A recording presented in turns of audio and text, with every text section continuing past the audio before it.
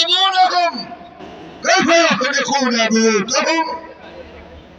يا أهل العرب يا مسلمون انظروا إلى غزة، انظروا إلى غزة وهم مسلمون.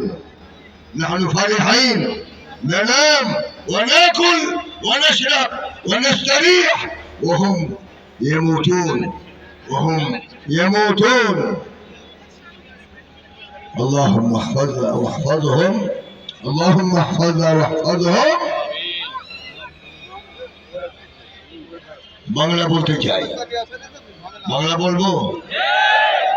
আমরা আজ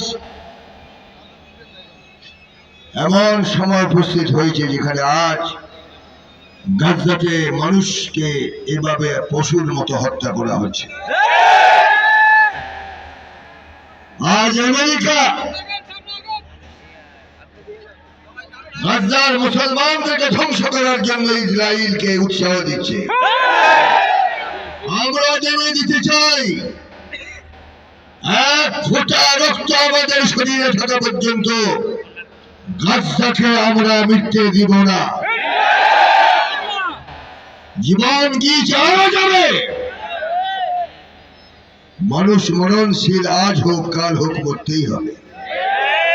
আমরা মুজাহিদের মৌত চাই, আমরা শিকার কুকুরের মতো মৌত চাই না, ঠিক কিনা বলেন?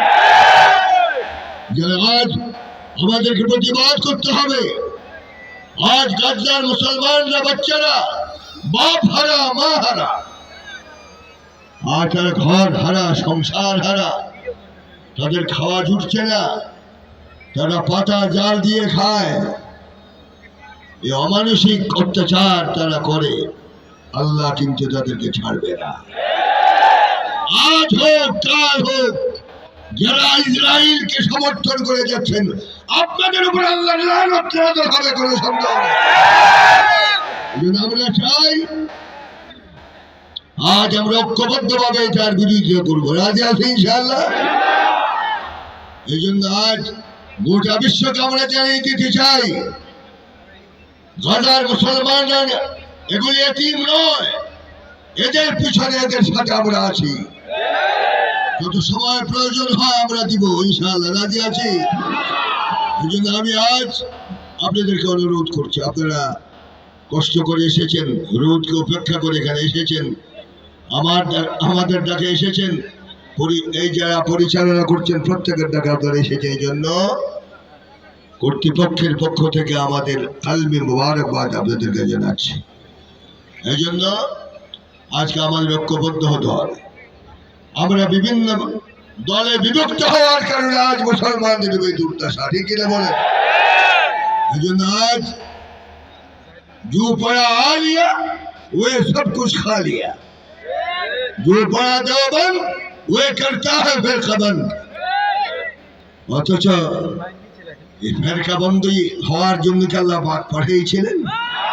অথচ আল্লাহ পাক কোরআনুল কারীমে বলেছেন, ওয়াতাসিমু বিহাবলিল্লাহি জামিআ ওয়া লা তাফাররাকু। এই যে আমরা জানিয়ে দিতে চাই, আমরা জানিয়ে দিতে চাই, বিশৃঙ্খলায় জাতি আর পছন্দ করে না। যে কোনো মূল্যে গাজাকে উদ্ধার করতেই হবে, বাইতুল মাকদাসকে উদ্ধার করতেই হবে। এতে যদি লক্ষ লক্ষ মুসলমানের জীবন যায় তাতে কোনো আপত্তি নেই। আমরা কি প্রস্তুত আছি কিনা?